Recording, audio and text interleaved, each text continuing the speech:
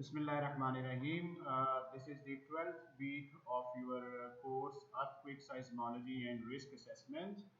And today we are going to talk about seismic hazard analysis based on PSHA approach. And then we will talk about in the next lecture seismic microresolution. So in the previous lecture, we talked about very important step that is required to perform the seismic hazard analysis, and that is the identification and evaluation of earthquake sources. So this is the most important subject or the topic that we need to we need to know whenever we are going to perform the seismic hazard analysis in any particular area. So first of all, we need to look for geologic evidence, fault activity, magnitude indicators, tectonic settings, evidence, historical seismicity, instrumental seismicity. So we need to know all of these things before going to perform the seismic hazard analysis. So in previous lecture, we talked about the deterministic approach that is called as deterministic seismic hazard analysis, and that is a four-step procedure, and we discussed all of the procedures step by step. The first one was how you can evaluate and identify the earthquake sources, and the second is you are going to define what kind of peak ground acceleration parameter you are going to take for the hazard analysis, and then the distance from distance of your site from the earthquake source, and the predictive relationship. So these are the things those we need to cover at second step, and then for the third step we need to define the controlling earthquake. So to define the controlling earthquake, we need to develop we need to draw the relationship of the magnitude uh, with the amplitude of the ground motion with respect to a certain magnitude, and how it is changing with the distance. And then at the fourth step, we are supposed to find out the other parameters. So this was the question that was asked last time. So other peak ground parameters are peak ground velocity, peak ground displacement, and frequency content parameters, duration parameter. So all of the other parameters are just the parameters. Those are also required to define the complete seismic hazard related to a certain area. All right. So then I gave you the complex engineering problem based on this statement, and you have 2 weeks. 1 week is already passed, and you are supposed to submit a small report based on this analysis, and you need to also stepwise devise the strategy how you are going to solve this problem, and you're supposed to also comment on the results those you are going to obtain at every step. So you have 1 more week to submit this assignment. All right, so then we started the probabilistic seismic hazard analysis. So we already know that whatever are the limitations of the deterministic seismic hazard analysis, those are the advantages of probabilistic seismic hazard analysis. For example, for the DSHA, we just take the controlling earthquake. It means whatever is the maximum earthquake, we are just taking that as a design earthquake, and then we determine the other parameters related to that particular earthquake, right? So over here, we do not know, we really, have no idea what will be the return period of that particular earthquake. So what will be the probability of that earthquake to reoccur again? So we really don't know. And then the distance that we have taken for that, in deterministic seismic hazard analysis, that is also, we are not certain that next time this earthquake is gonna happen at the same location, right? So this is also a kind of limitation. So we we need to find out the optimum location where the earthquake is going to happen, right? So these things are, I mean, the location and the size of the earthquake, these are kind of uncertain things, right? So we need to find out the, I mean, most probable locations where the earthquake is going to happen, right? And what type of earthquake is going to happen and what will be the magnitude of that particular earthquake, right? So these are the things, these are the questions, those I mean, are answered by performing the probabilistic seismic hazard analysis.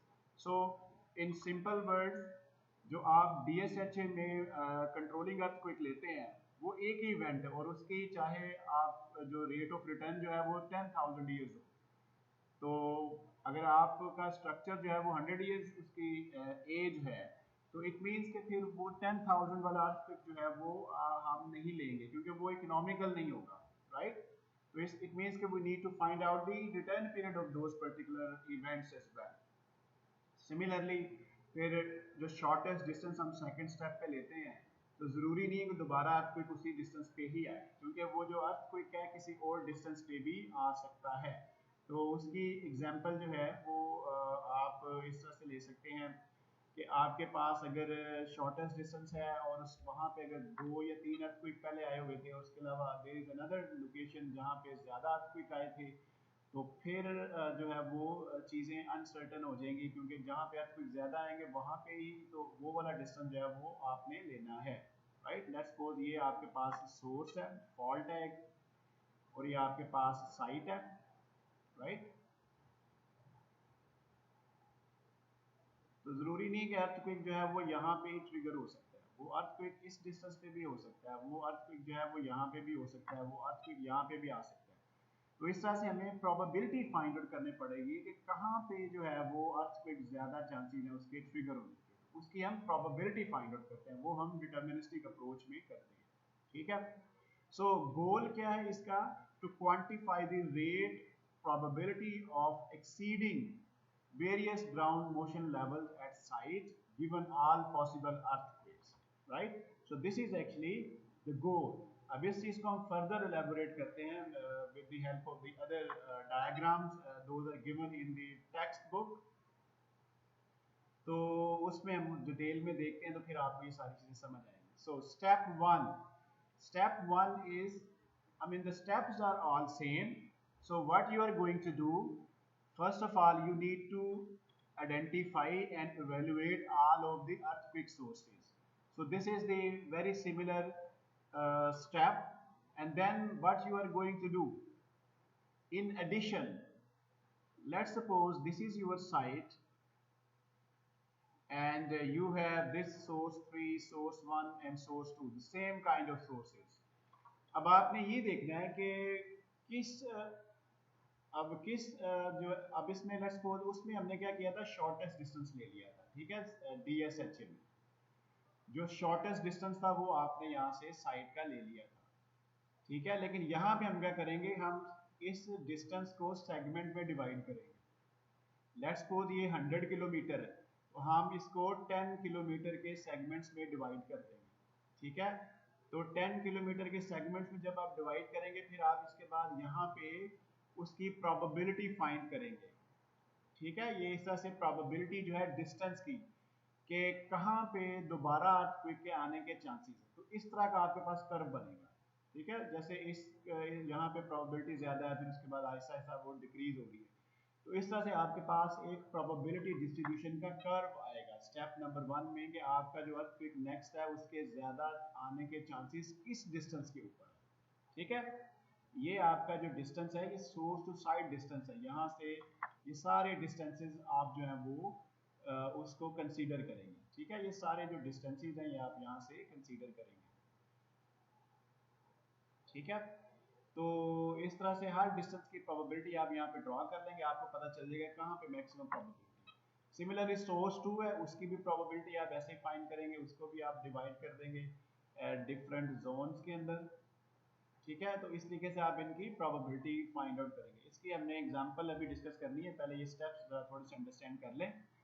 उसके बाद आपके पास ये वाला source, अब ये जो source है ये आपके पास है टू डिमेंशनल सोर्स सरफेस के ऊपर, और नीचे जाएगा तो थ्री डिमेंशनल हो जाएगा, थर्ड डिमेंशन ऐड करें। तो यहाँ पे जो है वो, क्योंकि ये एक अर्थक्वेक जोन है, इट मीन्स कि ये एक सिंगल फॉल्ट नहीं है, that is a mixture of different faults, combination of fault यहाँ पे है। तो यहाँ पे फिर क्या होगा कि आपके पास जो सेंट्रल लोकेशन है दैट इज मोर इम्पोर्टेंट, कि ये जो सेंट्रल लोकेशन है यहाँ पे प्रोबेबिलिटी जो है वो ज्यादा होगी किसी भी अर्थक्वेक का ट्रिगर होने की, और उसी की बेस के ऊपर आप इस यहाँ पे जो प्रोबेबिलिटी वाला जो कर्व है वो इस तरह का आपके पास आएगा। ठीक है, ये सारी आपकी प्रोबेबिलिटी डिस्ट्रीब्यूशन है, उसकी वैल्यूज है। तो इस तरीके से आपके पास ये प्रोबेबिलिटी डिस्ट्रीब्यूशन कर्व आ जाएगी। ठीक हो गया, ये आपका स्टेप नंबर 1 है कि आपने डिस्टेंस जो है उसकी हर डिस्टेंस के सेगमेंट के लिए प्रोबेबिलिटी फाइंड आउट कर ली कि कहाँ पे अब जो नेक्स्ट अर्थक्वेक आना है उसकी चांसेस कहाँ पे ज्यादा है।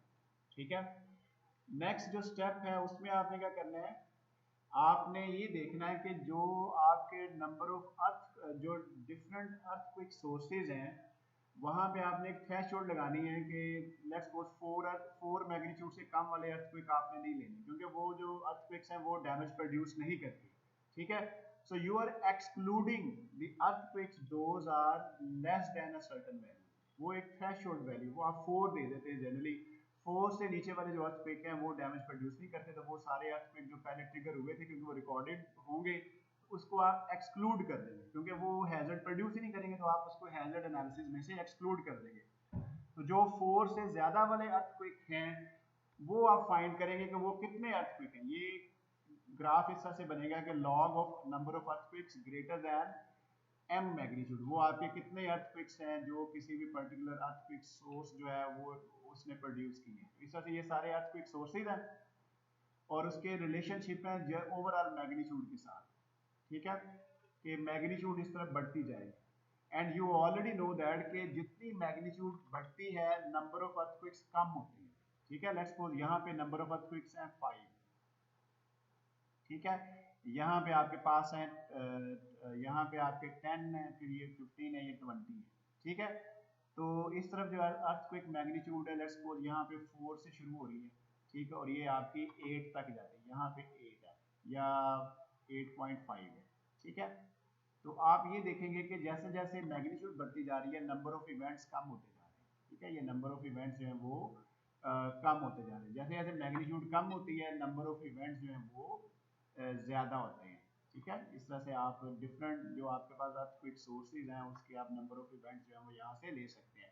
तो इस तरह से आप एक ग्राफ ड्रॉ करेंगे। ये सेकंड स्टेप है कि आपने देखना है कि कौन सी मैग्नीट्यूड की अर्थक्वेक ज्यादा ट्रिगर हुई। ठीक है, उसकी फ्रिक्वेंसी देखनी है। तो इससे आपको एक चीज क्लियर हो जाएगी कि जो ज्यादा मैग्नीट्यूड वाले अर्थक्वेक होंगे उनका रिटर्न पीरियड कम होगा, क्योंकि वो ज्यादा टाइम के बाद आएंगे, सॉरी उनका रिटर्न पीरियड ज्यादा होगा, वो ज्यादा टाइम के बाद आएंगे। ठीक है, इस तरह से जो कम मैग्नीट्यूड के अर्थक्वेक हैं उनका रिटर्न पीरियड जो है वो कम होगा, इट मींस कि वो फ्रीक्वेंटली आते हैं। Right, so this is the step number 2। Then जब आप स्टेप नंबर 2 में आपने यहाँ पे आपने डिस्टेंस फाइंड आउट कर लिया, उस स्टेप नंबर 2 में मैग्नीट्यूड के कॉम्बिनेशंस आपने फाइंड आउट कर लिए। ठीक है, तो उसके बाद आप दोनों को जब मिलाएंगे तो प्रोबेबिलिटीज को, तो उसके बाद आपके पास यहाँ पे जो है वो जो ग्राउंड मोशन पैरामीटर है, जो भी आपने interested ground motion parameter define किया है उसकी प्रोबेबिलिटी फाइंड आउट करेंगे। ये आपने प्रेडिक्टिव रिलेशनशिप लगाया जैसे ये रिलेशनशिप है। ठीक है, उस पैरामीटर का डिफरेंट अर्थक्वेक सोर्सेज के लिए। ठीक हो गया, यहाँ पे अब आपने पीक ग्राउंड मोशन नहीं लेनी। ठीक है, यहाँ पे जो भी पीक ग्राउंड मोशन आपके डिस्टेंस के ऊपर है आपने सिंपली वो नहीं ले लेनी। आपने क्या करना है, आपने उसकी प्रोबेबिलिटी फाइंड आउट करनी। ये जो कर्व है ये प्रोबेबिलिटी का कर्व है। ठीक है, अब आपने ये देखना है कि उस पीक ग्राउंड मोशन के दोबारा अकर होने की प्रोबेबिलिटी क्या है। पिछले स्टेप में जो डिटर्मिनिस्टिक साइक्लिक हैजर्ड एनालिसिस का थर्ड स्टेप था उसमें आपने क्या किया था, उसमें आपने सिर्फ जो जो भी आपका पीक ग्राउंड एक्सेलरेशन बनता था उस पर्टिकुलर डिस्टेंस के ऊपर आप उसको ले लेते थे, लेकिन यहाँ पे आप क्या कर रहे हैं, आप उसकी प्रोबेबिलिटी फाइंड आउट कर रहे हैं कि उसकी प्रोबेबिलिटी कितनी है।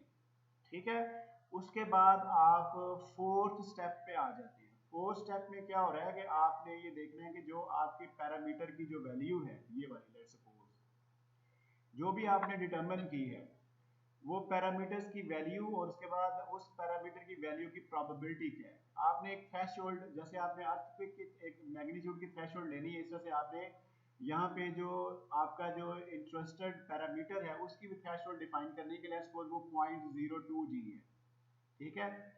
तो अब क्या करना है आपने, आपने ये देखना है कि 0.02 से ज्यादा जो जो अर्थक्वेक है जो ट्रिगर होगा तो उससे ग्राउंड मोशन पैरा जो प्रोड्यूस होगी उसकी प्रोबेबिलिटी क्या है।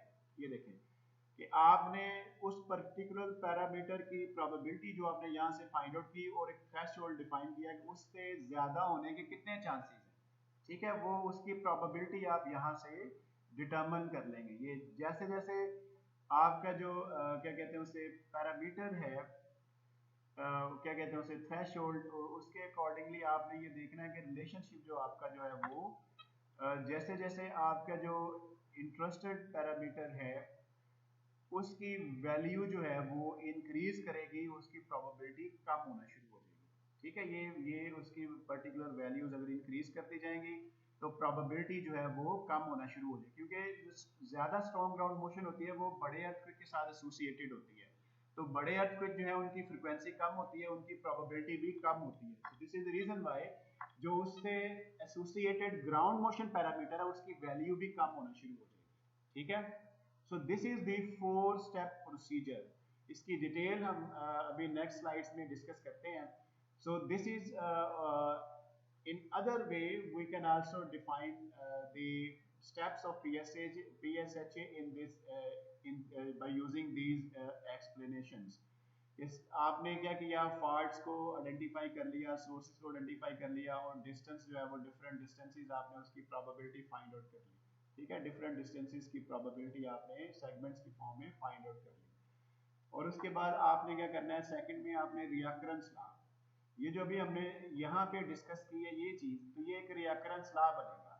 इसे क्या कहते हैं, रियाकरेंस लॉ, ठीक है। ये रियाकरेंस लॉ हमें हर सोर्स के लिए डिफाइन करना पड़ेगा कि नंबर ऑफ अर्थक्वेक्स जो है वो मैग्नीट्यूड्स के साथ रिलेशनशिप होगा कि कितने नंबर ऑफ अर्थक्वेक्स जो है वो कितनी कितनी मैग्नीट्यूड के आए हुए हैं, ठीक है। This is a kind of recurrence law that we are going to develop for each source. Recurrence law जो होता है उससे पता चलेगा कि आपका जो अर्थक्वेक है उसका रिटर्न पीरियड क्या है, किसी भी पर्टिकुलर अर्थक्वेक का रिटर्न पीरियड क्या है। तो अभी नेक्स्ट स्लाइड में हम ये डिस्कस करेंगे कि अर्थक्वेक का रिटर्न पीरियड आप कैसे फाइंड आउट कर सकते हैं, ठीक है। So this is the third step as we discussed के हर ग्राउंड मोशन पी ग्राउंड एक्सेलरेशन जो भी पैरामीटर है ये जैसे ये डिफाइन किया है आपने उसकी वैल्यूज फाइंड आउट करनी है, ठीक है। उसके बाद आप उसकी प्रोबेबिलिटी भी फाइंड आउट करेंगे कि उसके अकर होने के चांसेस क्या हैं। ये हर सोर्स के लिए आपने अलग अलग कर्व्स बनाने हैं, ठीक है। उसके बाद फोर्थ स्टेप में वही चीज प्रोबेबिलिटी ऑफ एक्सीडेंस, इसे कहते हैं प्रोबेबिलिटी ऑफ एक्सीडेंस। और ग्राउंड मोशन पैरामीटर जिसकी जो भी वैल्यू होगी उसकी प्रोबेबिलिटी ऑफ एक्सीडेंस, ठीक है। इस तरफ ग्राउंड मोशन पैरामीटर की वैल्यू इंक्रीज करेंगे, तो जितनी पैरामीटर की वैल्यू कम होगी उतनी ज्यादा प्रोबेबिलिटी और एक्सीडेंस जो है, प्रोबेबिलिटी ऑफ एक्सीडेंस जो है वो ज्यादा होगी, ठीक है। सो before we go to the example that will explain the PSHA steps, we need to understand some of the important terminologies related to the reoccurrence law, ठीक है। तो रियकरेंस लॉ में जो इंपॉर्टेंट चीज है वो है स्पेशियल अनसर्टेनिटी, ठीक है, स्पेशियल अनसर्टेनिटी, ठीक है। और एक होती है साइज अनसर्टेनिटी। स्पेशियल अनसर्टेनिटी का मतलब होता है कि अर्थक्वेक किस जगह पे दोबारा, लोकेशन कौन सी होगी, किस डिस्टेंस पे आएंगे। तो ये प्रोबेबिलिटी भी हम फाइंड आउट करते हैं प्रोबेबिलिटी ये पीएसएचए में, और उसके बाद हम डीएसएचए में, फिर उसके बाद हम साइज अनसर्टेनिटी जो है उसको भी फाइंड आउट करते हैं। तो साइज अनसर्टेनिटी जो है वो रिलेटेड है मैग्नीट्यूड के साथ, right. So now what we are going to do, we need to define the mean annual rate of exceedance, ठीक है। mean annual rate of exceedance क्या है, what is mean annual rate of exceedance। exceedance का मतलब ये है किसी भी पर्टिकुलर वैल्यू का बढ़ जाना, ठीक है। mean annual rate of exceedance का मतलब ये है कि एनुअली कितनी दफा कोई भी पर्टिकुलर अर्थक्वेक जो है वो ट्रिगर होता है, ठीक है, उसे कहते हैं मीन एनुअल रेट ऑफ एक्सीडेंस। उसको हम क्या कहते हैं, उसको लैम्डा एम के साथ आप डिफाइन करते हैं, मीन एनुअल रेट ऑफ एक्सीडेंस को, ठीक है। So mean annual rate of exceedance can be defined by lambda m. It means how many time a particular event is going to happen in annually in 1 year, right? अगर आप इसका reciprocal लें, that is called as return period. अब return period का क्या मतलब है कि कोई भी अर्थक्वेक जो है वो कितनी देर के बाद, कितने टाइम के बाद दोबारा ट्रिगर होता है, ठीक है।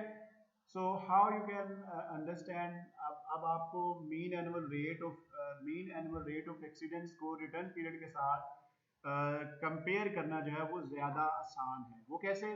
For example we have an earthquake that has return period, उसका जो रिटर्न पीरियड है जिसको उसको हम टी आर से शो करते हैं, रिटर्न पीरियड है 10 years, ठीक है। इसका क्या मतलब है कि वो जो पर्टिकुलर अर्थक्वेक है हर 10 साल के बाद दोबारा आ सकता है। This is the return period. Now try to understand the mean annual rate of exceedance. What is mean annual rate of exceedance? यानी कि इसी एग्जांपल को हम लेके चलते हैं कि अगर उसका रिटर्न पीरियड है 10 years, ठीक है, तो इसका mean annual rate of exceedance क्या होगा? अभी आपको थोड़ा सा सोचना चाहिए कि इसका mean annual rate of exceedance क्या होगा, लैम्डा एम क्या होगा, ठीक है। एम जो है कोई भी particular magnitude, let's suppose 7 magnitude. अब इसको आप क्या करेंगे, डिवाइड करेंगे 1/10, रिटर्न पीरियड का ये रेसिप्रोकल है, तो जवाब क्या आएगा 0.1, राइट। इसको जब आप मल्टीप्लाई करेंगे 100 के साथ तो इसका जवाब क्या आ जाएगा 10%, मतलब 10% चांसेस हैं कि वो 1 साल के अंदर दोबारा आए, लेकिन 100% चांसेस हैं कि वो 10 साल के बाद दोबारा आए, ठीक है। तो ये इसे कहते हैं मीन एनुअल रेट ऑफ एक्सीडेंस, कि ये आपका मीन एनुअल रेट ऑफ एक्सीडेंस की वैल्यू आ जाएगी, ठीक है।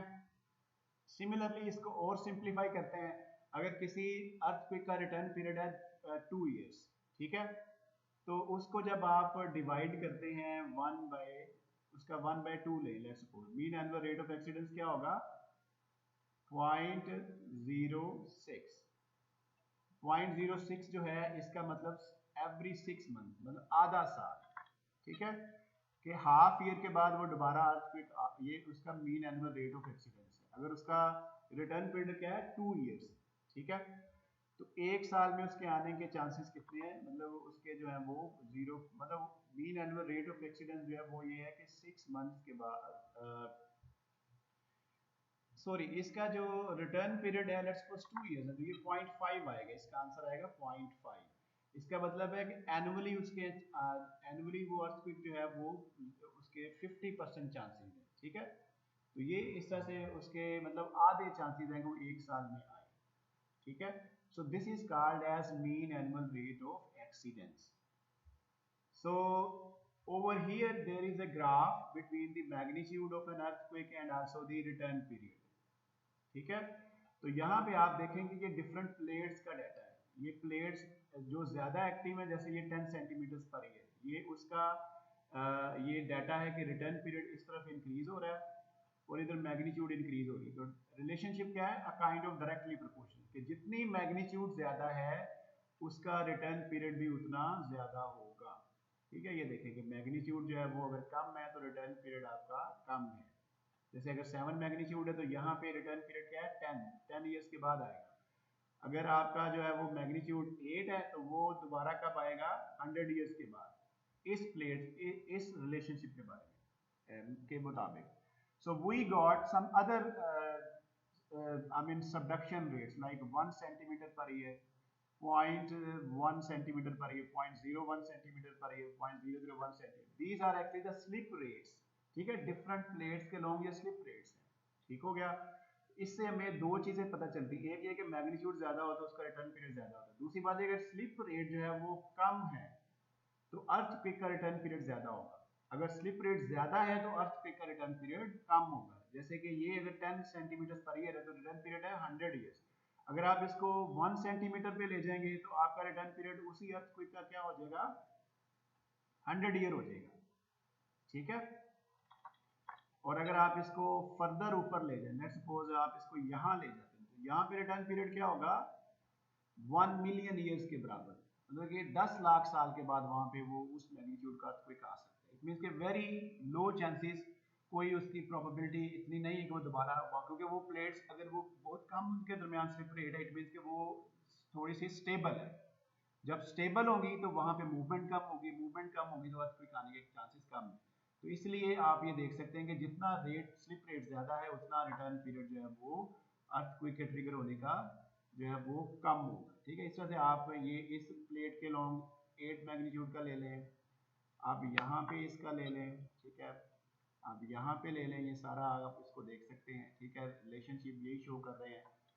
ठीक है, तो दो बातें हमें यहाँ से इस ग्राफ से मिलती हैं कि स्लिप रेट जितना ज्यादा होगा रिटर्न पीरियड जो है वो किसी भी अर्थक्वेक का कम होगा as compared to the other plates those have slip rate very very low, right.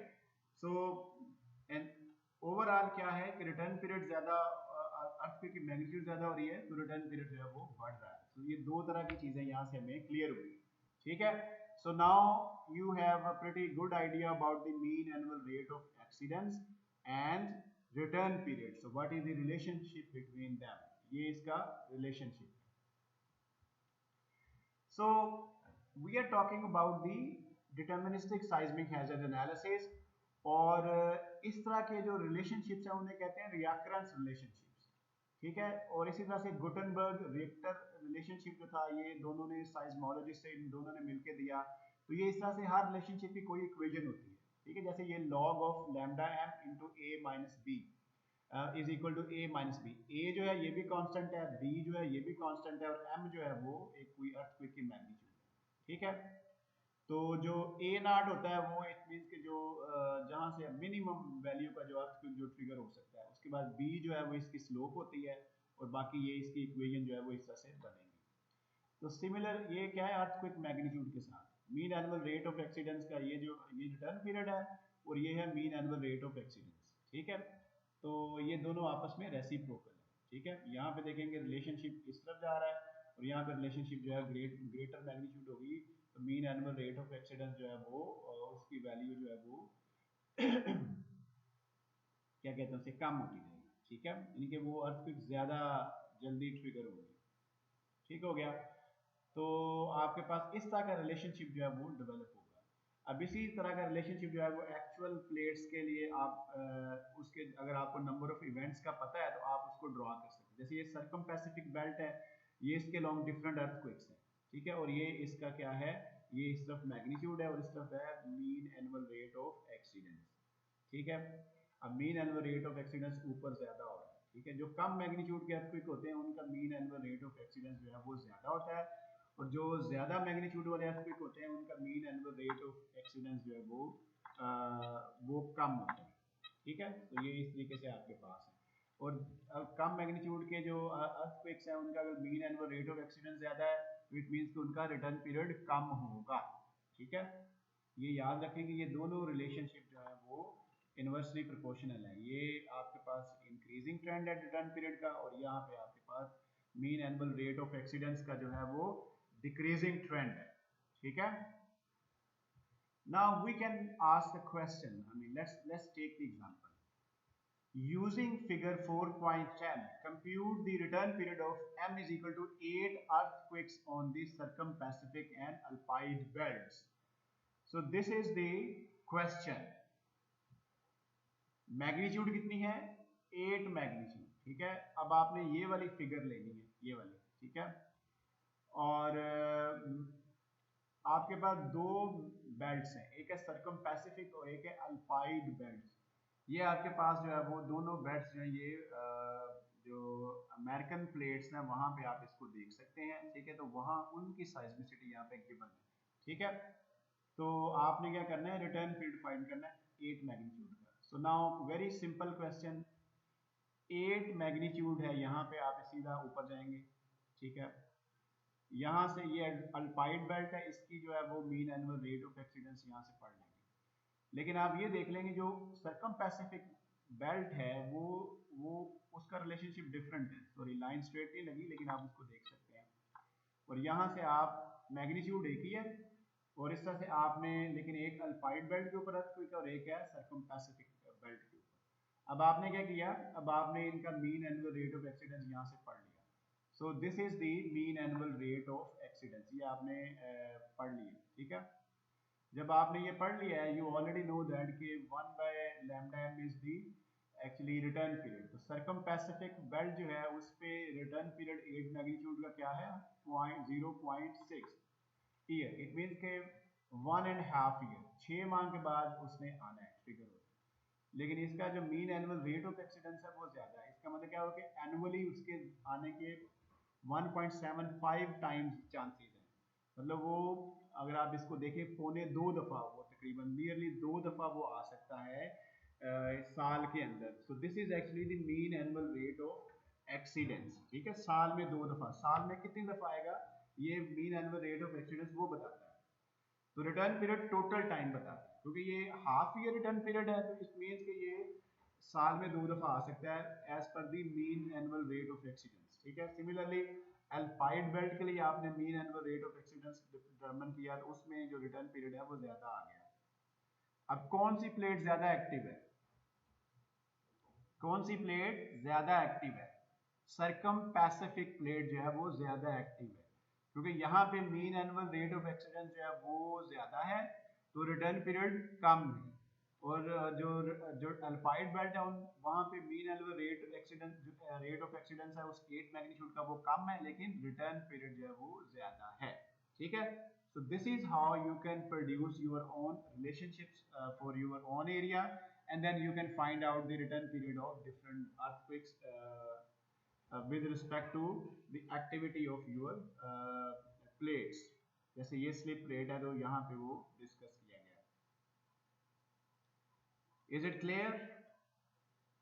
All right. So this was the part of the step number second, कि आपने पीएसएचए में ये रिटर्न पीरियड फाइंड आउट करना है, different earthquakes का return period find out करना है। तो उसके लिए आपने रिएक्रेंस लॉ को डिफाइन करना है, ये जो रिएक्रेंस लॉ हमने अभी डिस्कस किया है, ठीक है। तो उसमें आपने फिर उसके बाद जो यहाँ पे जो ये गुटेनबर्ग रिक्टर रिलेशनशिप, अच्छा इसमें आप देखें तो इसमें 0 मैग्नीट्यूड से आगे वाले सारे अर्थक्वेक लिए गए, लेकिन उसके बाद जो है ना एक जो अर्थक्वेक जो रिलेशनशिप नया एडवांस रिलेशनशिप आया, जिसे कहते हैं बाउंडेड गुटेनबर्ग रिक्टर लॉ। इसका मतलब ये था कि उन्होंने ये देखा कि क्योंकि हमने साइज्मिक हैजर्ड एनालिसिस के लिए ये रिटर्न पीरियड फाइंड करना है, तो जो अर्थक्वेक आपके किसी पर्टिकुलर साइज से कम वाले हैं वो हैजर्ड जब प्रोड्यूस ही नहीं करते, then why we are going to include them. So let's exclude those kind of earthquakes. Those are not capable to produce any significant damage. So then they defined the upper limit. I mean जो upper limit है किसी भी earthquake की जो upper limit UL वो define की गई कि सबसे ज़्यादा maximum magnitude का जो भी particular earthquake source है वो कितनी magnitude का earthquake जो है वो produce कर सकता है, ठीक है। उसे कहेंगे आप upper limit। उसके बाद लोएस्ट जो है वो आपने थ्रेशोल्ड लगाना है, तो उसे कहेंगे लोअर लिमिट, ठीक है। लोअर बाउंड भी कह सकते हैं, अपर बाउंड भी कह सकते हैं। जैसे लोअर लिमिट आपने थ्रेशोल्ड लगा देना है, और जो वो अर्थक्वेक पर्टिकुलर सोर्स है वो मैक्सिमम मैग्नीट्यूड कितना अर्थक्वेक प्रोड्यूस करता है वो आपके पास उसकी जो है ना मैक्सिमम उसका पोटेंशियल आ जाएगा, ठीक है। तो that is called as bounded Richter relationship. यहाँ पे जो है वो बाउंडेड रिलेशनशिप यूज किया, ये देखिए ये यहाँ पे बाउंडेड रिलेशनशिप यूज किया गया कि आपने नीचे वाली मैग्नीट्यूड वहाँ पे दी नहीं है, ठीक है। तो ये एक्चुअली इस रिलेशनशिप की मॉडिफिकेशन है, bounded Gutenberg Richter relationship, right. So this is what it is told over here कि 4 to 5 magnitude are not engineering significance because they seldom cause any damage. So this is how you can find out the probability using the Gutenberg-Richter law कि आपके पास किसी भी event की probability कैसे find out कर सकते हैं कि आपके पास ये वो इंटरेस्टेड लेट्स सपोज कि एक जो अर्थक्वेक सोर्स है वो 4 मैग्नीट्यूड से 7 तक के मैग्नीट्यूड के अर्थक्वेक प्रोड्यूस करता है। ठीक है, अब आपने क्या किया, आपने लोअर लिमिट डिफाइन कर दी, वो है 4।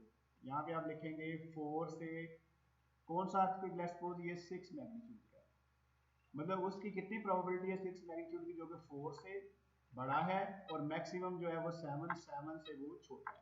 तो ये इसका फार्मूला है, इसकी डिटेल में जाने की जरूरत नहीं है, बस आप इस फार्मूले को याद रखेंगे। एक्सपोनेंशियल बीटा जो है ये कांस्टेंट है, ठीक है, ये एक कांस्टेंट है, किसी भी अर्थक्वेक सोर्स के लिए कांस्टेंट होता है। एम मीन जो आपका ये वाला जो है 6 जो आपने लिया है, -4 जो एम नॉट है, ठीक है। उसके बाद यहाँ पे भी एफ मैक्स कितना है, वो 7 तक प्रोड्यूस करता है, और यहाँ पे 4 आ जाएगा इस तरीके से। तो इस तरीके से आप इसकी किसी भी अर्थक्वेक की जो है ना वो प्रोबेबिलिटी फाइंड आउट कर सकते हैं। ठीक है, तो इससे रिलेटेड हम एग्जांपल भी देखेंगे, तो उसमें ये चीजें क्लियर होंगी, right. So why we are going to produce the probability, we will find out the probability of the different earthquakes, because individual faults repeatedly generate earthquakes of similar size. ठीक है, individual faults repeatedly generate earthquakes of similar size within about 1/2 magnitude unit difference, ठीक है, known as characteristics earthquakes। कि कुछ characteristics earthquakes होते हैं जो कि बार बार रिपीट होते हैं, ठीक है, और उसकी मैग्नीट्यूड जो है लेट्स सपोज 6 वाला आया, फिर 6.5 वाला आ गया, ठीक है, 5.5 का आ गया, 6 का आ गया, 6.5 का आ गया, इस तरह से वो इन्हें कहते हैं characteristics earthquake, जो कि पर्टिकुलर सोर्स के हवाले से बार बार रिपीट होते हैं। ठीक है, तो जो प्रोबेबिलिटी हम फाइंड करते हैं वो भी इसी तरह से होती है कि मुख्तलिफ अर्थक्वेक्स जो हैं वो दोबारा आने के चांसेस जो हैं वो कितने हैं। ऑलराइट, उसके बाद आप क्या करते हैं कि आप सारी प्रोबेबिलिटीज को कंबाइन करते हैं।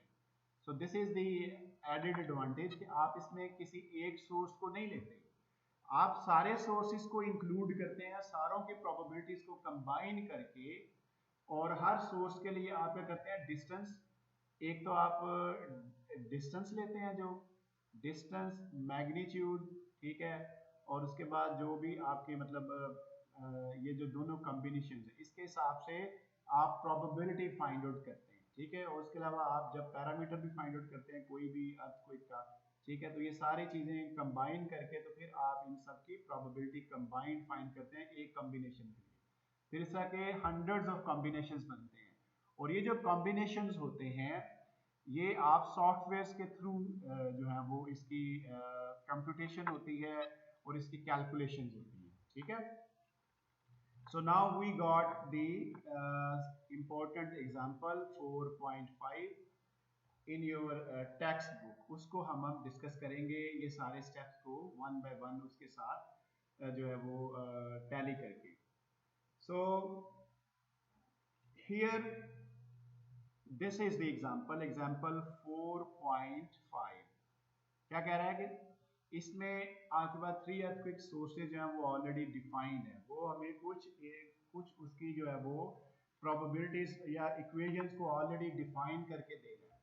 ठीक है, कि जो सोर्स जोन 1 है, सोर्स जोन 1 जो है उसका जो है ना रिएक्रेंस ला, वो ये बनता है, ये जो अभी हमने डिस्कस किया है रिएक्रेंस ला, ये हर सोर्स का आपने खुद बनाना है, ये जो रिएक्रेंस ला है ये वाला।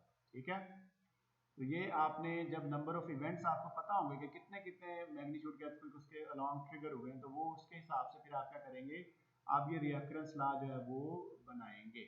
ठीक है, रिएक्रेंस लॉ मतलब इस तरीके से वो बनेगा।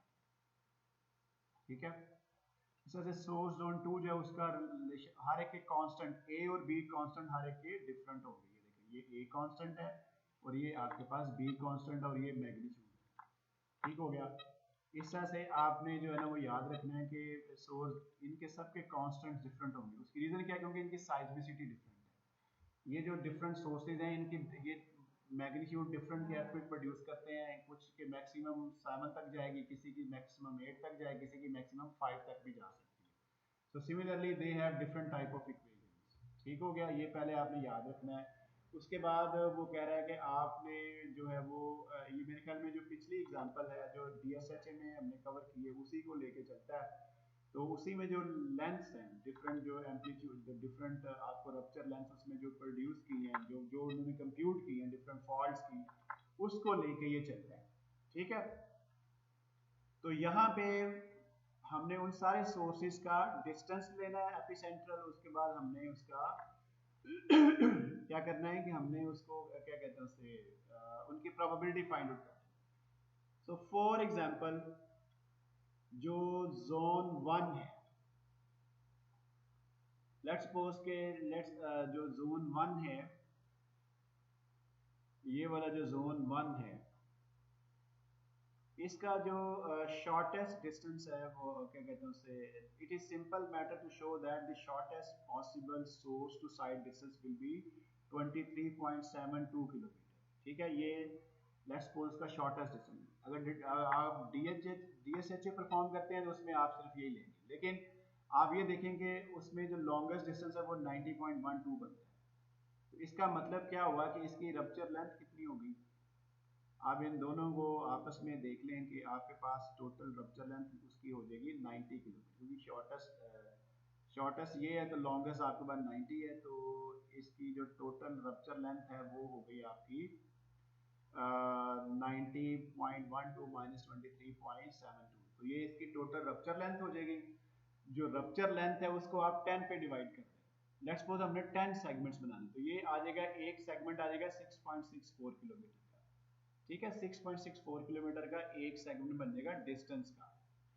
मतलब इस तरीके से ये आपका ये आपका साइट है और ये सोर्स है। ठीक है, मिनिमम डिस्टेंस आपके पास आ गया, आपने सेगमेंट बना लिए। ठीक है, सारे जो सेगमेंट है वो डिस्टेंसेस आपने ले लिए।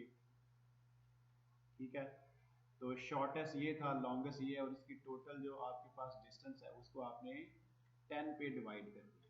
ठीक है, तो आपके पास ये सेगमेंट्स बन जाएंगे। ये आपके पास क्या आ गए, segment 6.64 kilometre. So if we divide the source zone into larger number of segments equal length, we can characterize the distribution of the source to size distance by determining how many of the segments fall within the distance। ठीक हो गया, तो इस तरीके से आपने उनके segments बना लिए। For 1000 segments, the normalized histogram source to size distance is shown in figure 4.58। ठीक है, यहाँ पे आप देख लें कि आपके पास जो है ना, यहाँ पे तो आपके पास 10 सेगमेंट्स हैं, 1 2 3 4 5 6 7 8 9 10। ठीक है, तो इसको मेरे ख्याल में आपको ये 10 सेगमेंट्स हैं, 1000 सेगमेंट्स नहीं है। ठीक है, तो अब यहाँ पे देखिए वो कह रहा है कि मिनिमम डिस्टेंस जो है ना वो 23.72 किलोमीटर। तो मिनिमम डिस्टेंस आपका यहाँ से स्टार्ट होगा, और उसके बाद ये एक सेगमेंट है, इसका सेंट्रल पॉइंट दिया होगा कि एक जो मिनिमम डिस्टेंस 23.72 है, तो उसको आपने क्या कर लिया, उसको आपने यहाँ पे जो है वो ऐड कर लिया। तो आपके पास फिर उसका आपने मिड ले लिया। आप एक मिनट होल्ड करें, मेरी कॉल आ रही है।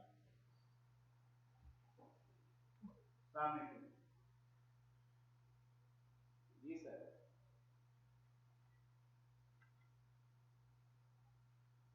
सर थ्री थ्री हाँ जी, थ्री तो एंटर होना है सर, अंदर आ जाओ। हाँ जी सर, उसको थोड़ा सीधा आ जाएगा तो ਤੁਸੀਂ फ्रंट ਤੇ आ जाओगे गवर्नमेंट डिपार्टमेंट, फिर ਤੁਸੀਂ अंदर ले लीजिए। जी जी, ठीक हो।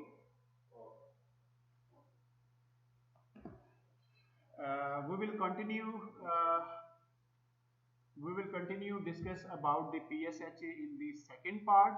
अभी मैं यहाँ पे इसको ब्रेक ले रहा हूँ, तो एक इम्पोर्टेंट मीटिंग आ गई है, तो फिर मैं इसके बाद जो नेक्स्ट सेक्शन है उसके अंदर इसको हम यहाँ से डिस्कशन जो है उसको कंटिन्यू करेंगे। Thank you.